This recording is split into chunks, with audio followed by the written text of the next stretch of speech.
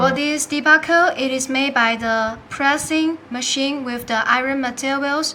We have different size for you choose. For this smaller one is 5.8 grams per piece, and this bigger one is 10.7 grams per piece. Okay, and second, let's see the surface.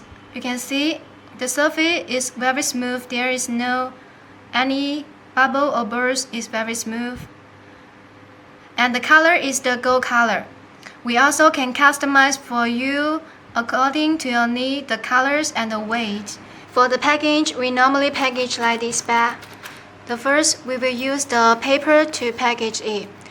For this smaller one, we package 40 pieces per one roll. This is one roll, and about 10 rolls per one bag. That means about 400 pieces for one bag in total. And for this bigger one, we package 30 pieces per one roll. This is one roll, and about 7 rolls per one bag. So that means there are 200 pieces for this bag. Also, we can customize the package according to your need. Thank you.